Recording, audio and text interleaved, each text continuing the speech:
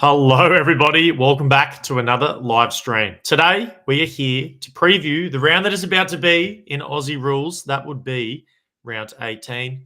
And I'm joined by rookie coach today here, joining the live stream for the first time. Mate, welcome to the GameDay Squad Live. Are you ready to chop up round 18 and go through some of the big decisions we have to make? Sure I am. It'd be good to talk about it because I'm still a bit uncertain on some of these picks I've got in there, but we'll see how they play out.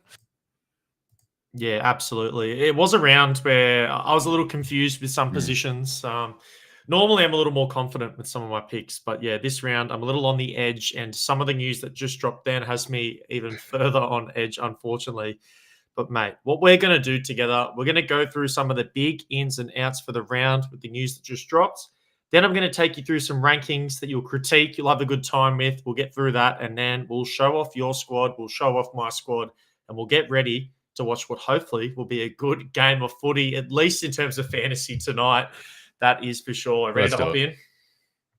Alrighty. Well, if you do have any questions along the way, please feel free to drop them in the chat. We can answer any of the round 18 decisions you're trying to make, whether it's a matchup, you want an opinion on maybe a play to avoid. That's up to you. You can drop it in the chat and we'll answer them as we go along. But tonight's game, mate, we have Chin Cotter in. Guess that's the big news. Who does he go to?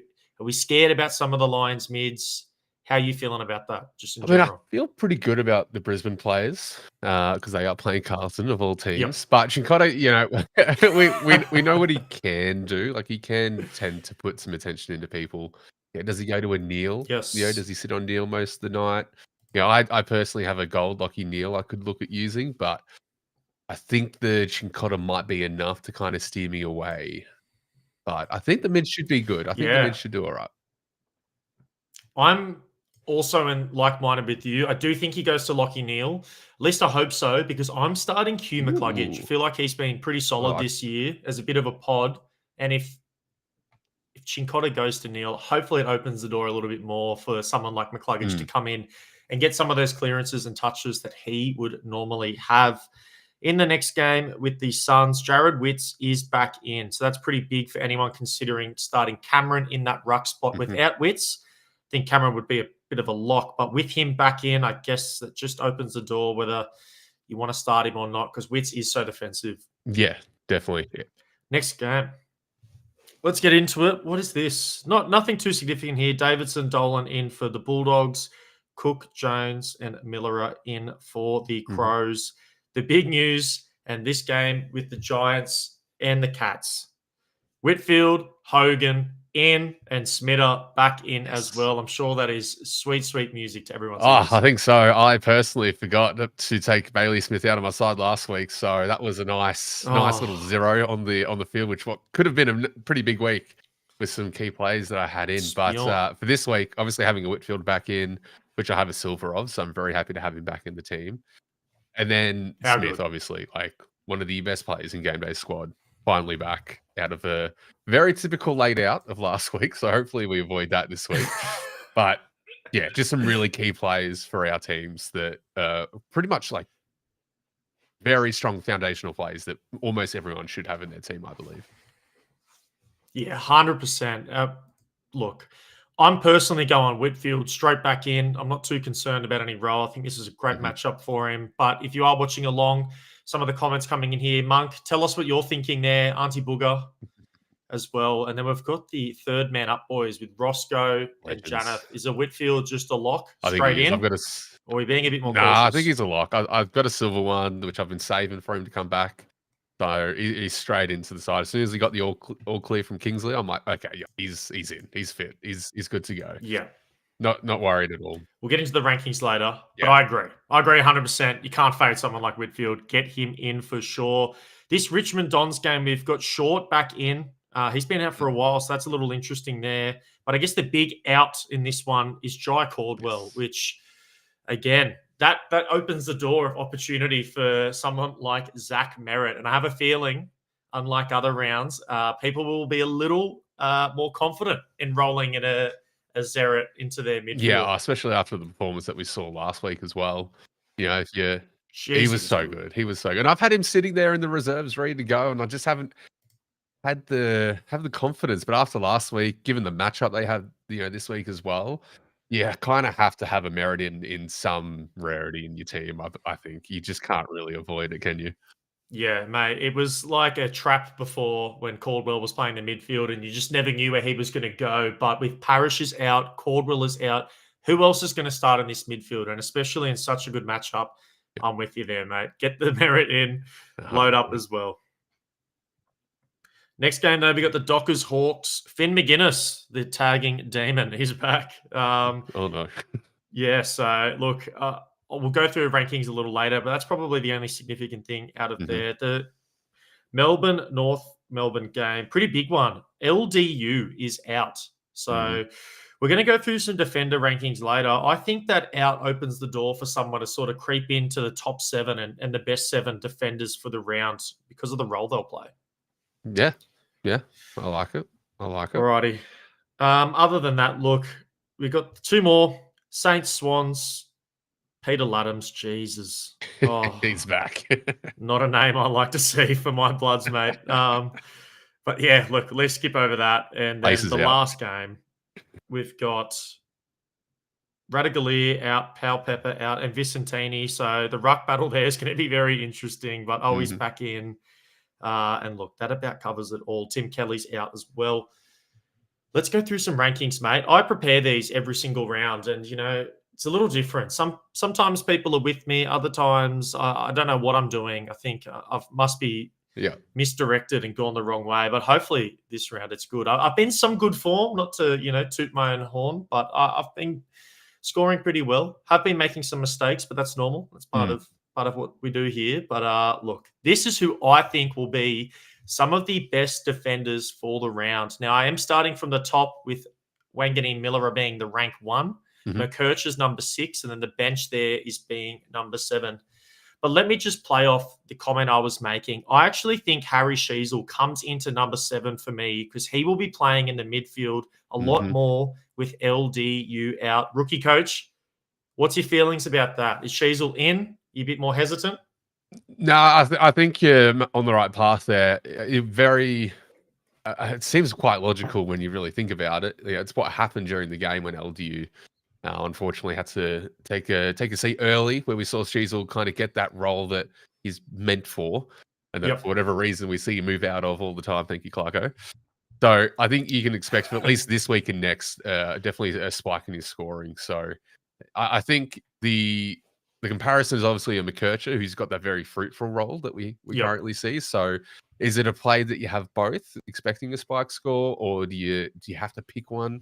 I think they're going to be around the same point. We just know how fruitful that role is for McKercher, but we know what Sheasel can do in that midfield. Like he's an absolute gun. So I think he's almost teetering on the must have for this week, considering that he's going to have that midfield role that we want to see him in. Mate, I love it. And honestly, I think I'm in agreement with you. I do think I'm going to make that change. Jordan Clark, I do expect to bounce back from him after having a pretty Mm, poor performance in a tag last week against the Swans.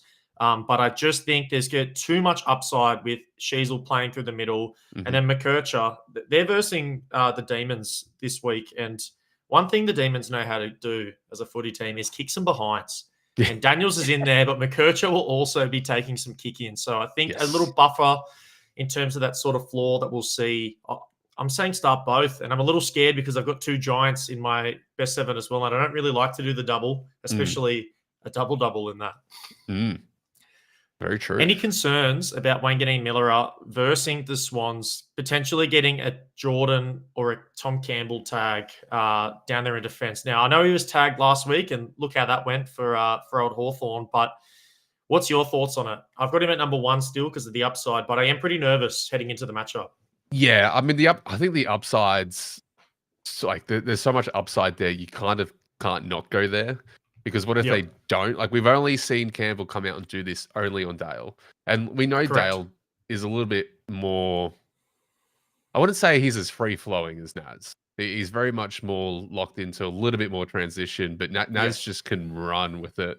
And yes, he can sometimes butcher the ball and do some questionable things. But after last week, we've just seen an absolute new era of Naz. So I think he's still safe. And as I said, there was still attention given to him, and he still did what he did. So I'm not too worried, but I think maybe it's just maybe limit the expectations to not have a repeat of last week.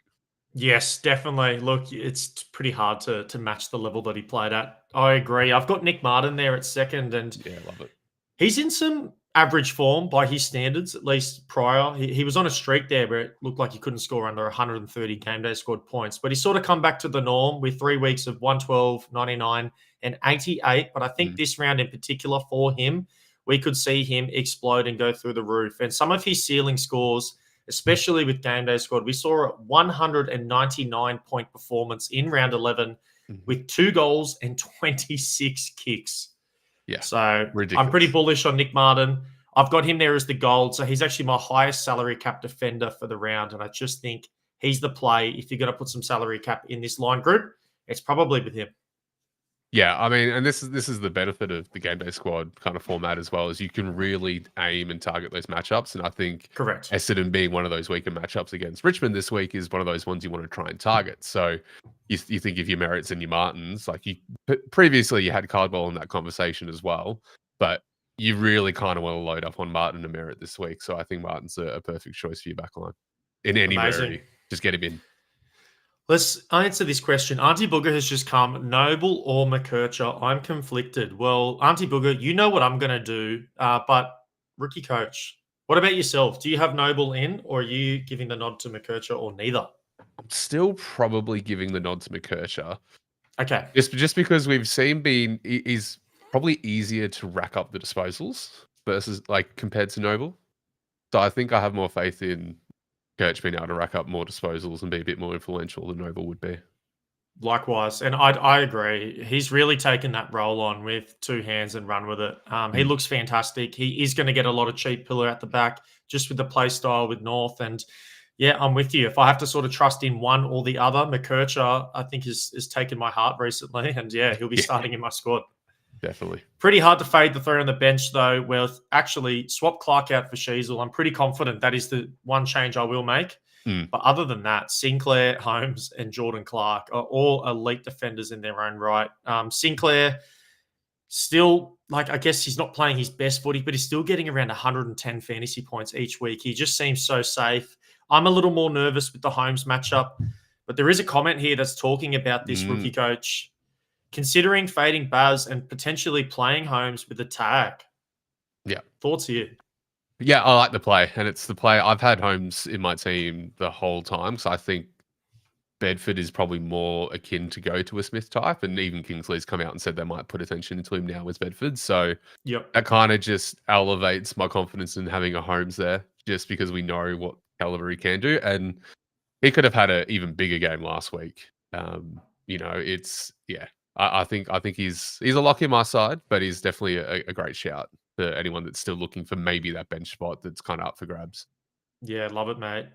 Look, I'm thinking about it. Look, if tension does go to Baz, it really will open the door for Holmes to just explode. And we've seen that multiple times this year. He's playing his best footy again after some niggling injuries throughout the start of the year. So that's going to be one that I'll be sitting there watching very nervously and potentially regretting big time. But let's move on to the midfielders. And I've got a big 3 this week. And I think that's with Dacos, Merritt, and Rosie. Those 3 in particular, I'm really liking the upside that they're going to bring. Dacos is just back. He's going up against the Suns. I think he's just going to be able to do his thing. The Suns are one of the looser midfields. They're sort of back in their structure. There is a scenario in a world where someone will go to him. Maybe they try to put a Miller on him with his fitness. But I don't know how much that will impact his overall production. I still do expect him to have a pretty big game, and he's definitely still deserving of a top 6 mid spot. But maybe I could see why you'd be hesitant with number 1 if you're worried about the tag. Oh, this is the thing: is Suns don't usually tag anyway, and if they're tagging, Not it is too often, Collingwood. exactly. It's Collingwood that we're also talking about too, and they're the one team that can confidently work off a tag, like because it's a team effort from Collingwood, and they handle it very, very well. Yeah, Oh, it yes. can get to him, but from a non-tagging team as Suns that rarely throw full attention to anyone, I would not. I'd confidently got Dacos in my top 6, so he's sitting there nice and pretty for me in a silver. So I'm very, very confident he'll do well.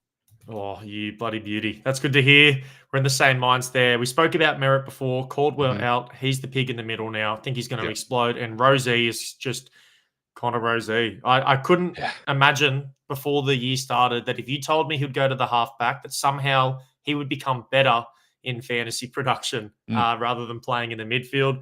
But wow, has he really elevated his game and production in that spot, which is pretty rare to see from someone who was so good in the mids. But he's going up against West Coast, and that is one of the best matchups for all of mids and people playing on the halfback. So hence why I have Rosie. I'm also pretty confident in big Zachy Butters there in the middle. I think both of them will play very, very well, and I'm going to go with the tandem there through the guts.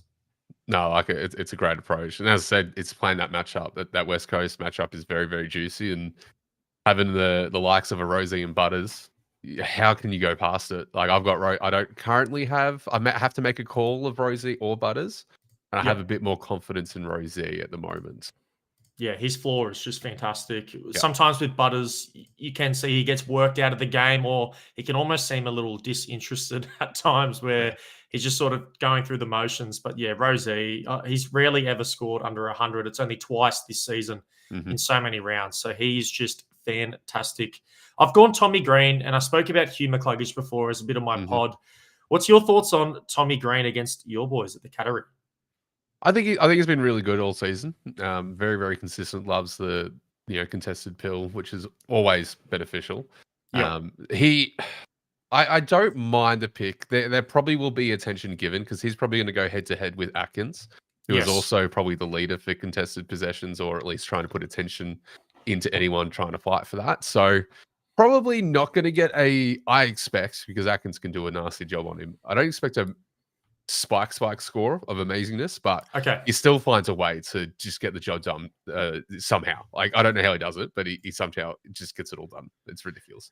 So you're thinking they go to Tom Green, not Callahan? Is that the? I don't think they have someone that could run with Callahan, because that's a good Callahan point. is their Holmes. Correct. Or Smith, essentially. Probably more their you got to have someone fit enough and fast enough to keep up, and that is half the battle already. And especially with Holmes, as you mentioned, who can actually run with him? Yeah, that's the and issue. I don't think they're going to send Holmes into a defensive mindset as well, because they're going to want to use. I imagine this is a game of head-to-heads. They're going to throw Atkins in the middle of the green, and they might just try and counteract Callahan with the Holmes in the opposite way, and just try to win that middle ball and try to keep possession and limit Callahan. They've got so many options like an O'Connor or Muslin or Mullen that can go there as well.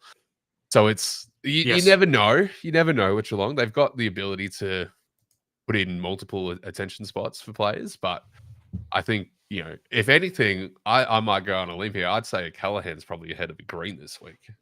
Ooh. Honestly, if you do think the attention goes to Tommy Green, and I can hear the reasoning why, then that could be the call. Frees up Callahan. We saw him last week. You think he had 140 something GameDay Squad fantasy points. He was just running a muck and looked fantastic. I'm very surprised that I haven't seen any comments about who's sitting at number 7 yet.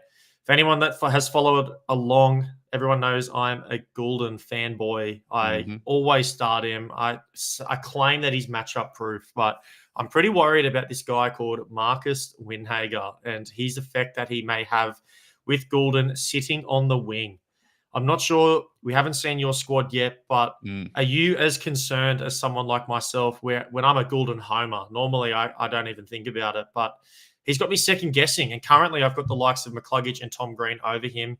Am I playing this smart, or am I being a little silly here trying to fade one of the best players in the comp? Maybe a little bit on the side of silly. I think the Windy threat could potentially still be there, but you got to remember where Goulden's like starting his role. He's starting on the wing. It's very rare that we see a tagger jump on a wing to follow their player. Like if anything, there's a Heaney and a Warner that could potentially go, and Windy's got the type and the fitness to go with any single one of them. Correct. If they decide to tag. Windy's done. I don't believe he tagged last week. He had a bit more of a free roll, which is what he actually prefers. But from media comments that he's made as well, so it could be interesting. It could be one of those games that the Saints want to turn around and actually like put a stop to the Sydney run to try and make an impact on the ladder. So many things could happen, but I personally am not as worried about the tag threat. So, and I say that because it could just be I'm optimistic because I've got a silver Goulden in my team currently. Mate, he's been playing fantastic, back-to-back rounds of 150 points. So can absolutely hear why you'll do that there. I've got Bont at 8. I think he's going to match up with Big Geordie Dawson. I reckon they're going to go head-to-head, and he will probably get the better of that one. He's in ripper form as well. Yeah. He's come back. Brayshaw sitting there at 9 and Noah Anderson at 10. He's been fantastic. And honestly, he will start in my squad at points this year. I just don't love the matchup against the Pies. Hence why I think it's around a fade and just not rush and get him into the squad. No, I like it. Let's go to the rucks, mate. I've gone my boy now. This could be my Swans goggles on, my Bloods goggles. I've gone Brodie Grundy. I think he's the most informed player in the comp. And in a round where there's some pretty tough ruck matchups in terms of Wits against Cameron, we've got the Big X and Gawn going head to head. So who do you pick out of that? I understand that Grundy's going against Marshall, but Marshall, although he's an absolute tank himself, he does leak some fantasy points. So I have a feeling this could be the matchup that gives us the most, especially if I'm looking towards that Demons and Kangas one. But I've gone Grundy as the number 1 ruck. Marshall there is number 2. But honestly, it was pretty hard to take Gawn out with the form he's in. Yeah. And it's one of those hard things, right? You kind of want to play the matchups at the same time, but then you also want to play on the form. I think the matchups are a bit harder this week because, as you said, we've got Big X versus Gawn, and it's probably going to be an equal battle, you imagine. It's not a spike score week that you'd pick up. So you're trying to look for those matchups. And I think Grundy's, very much. He's just been in really good form. So how can you not really go there? Exactly, mate. Auntie Booger is a big Catters fan, rookie coach, a Cat supporter. Sure is. Sure am. Better or worse. Mate, I do remember a grand final where I think it was better. It might have been against my team just a couple years ago. Yes, it was. I am fading Gawn for now. I love your points. Yeah, I think that matchup's a little tough. Like, they're going to take away from each other because they're so good. So I just don't see the same upside where for some of these other, I think the big pot of the round that people may target is Big Nank and Nankervis. If you want to be a little different and you want to play a pod and you don't want to go with any of the big ones and you're really worried about sort of those head-to-heads, I think this is sort of the natural pod that people will be going to. Toddy Goldstein is in, but I think we said before, Vicentini's out, so it's just him against Nank, and presumably he'll get the better of that matchup. I just worry about how high that ceiling really is, even in a good matchup. Yeah, and I think that's like definitely my body that I'm going with for this week is an Nank. I think the matchup is just there to, whether it's a really high spike score, I think I'm just using it more of a safe bet against what would be a pretty average week for your main ruckman this week. Yep. And fair enough. But look, this is where I think where people's going to really either go well or it's going to ruin their round. Sort of picking the correct ruck and trying to navigate some of these matchups and navigate, potential attention that some of them are going to get. So we will see. I've got Big X as my 5th ranked. I just think in that head-to-head, I think Gawn will win it. The Big X is a beast, but Gawn has just proven time and time again that he is the best ruck in the comp, and I think that it will convert to fantasy points in the matchup, although it may not be by a lot. But I am going to give him the edge. Yeah, I reckon so. Let's get into some forwards. I've got my prize card there. This is my pride and joy. I've had to wait a very long time to play this thing this season, rookie coach, but big Smitter. And I haven't been liking the conversation that Corey brought up before, and very valid reasons, by the way, Corey. So don't take this to any offense, but I'm hoping that he can play well because, he sort of carries my team a little bit. He has been the number one ranked forward.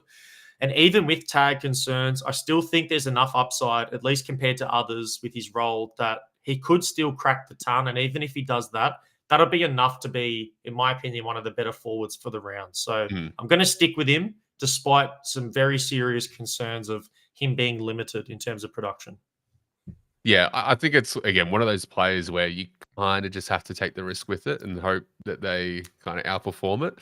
Yep. Like if Bedford, like depending on how the game goes, Bedford could just be told to not run with him and move to Holmes potentially. Like that's a real thing that could happen if Holmes becomes too damaging. Like the tag is never really a are confirmed for all game. Like coaches change plans, from quarter to quarter. 100%. It's one of those things you just got to kind of cross your fingers, go with a hope and a prayer, and I hope he does the job for you.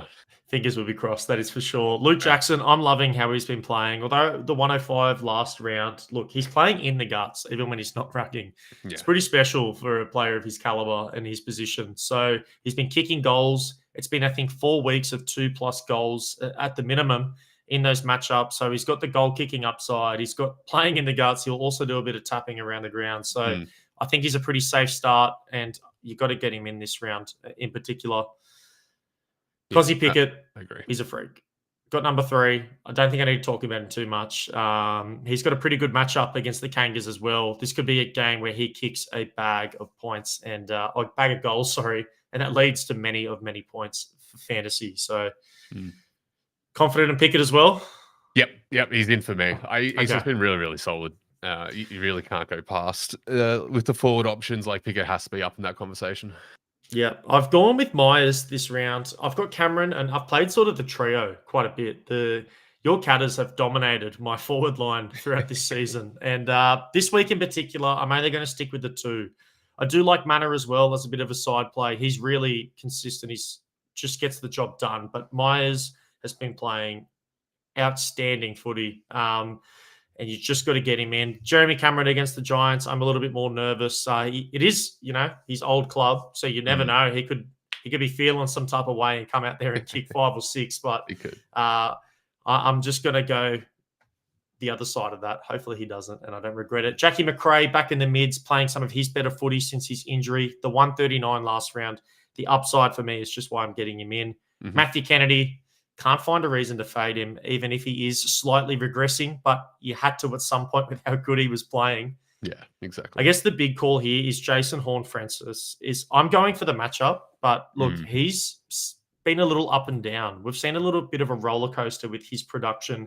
There is a case here that you shouldn't be starting him, especially when he's had an 84, a 44, and a 102 in his last 3 games. So form would tell you to avoid this, but I'm just going to trust my gut here. He is going up against West Coast, and I really feel like this could be a get-right game for someone like Jason Horne-Francis, where he plays in the middle, pushes forward, and maybe even kicks a couple of snags, which will do wonders for his score. Yeah, I think we're all just waiting for that form to turn its corner. Like, he's 100%.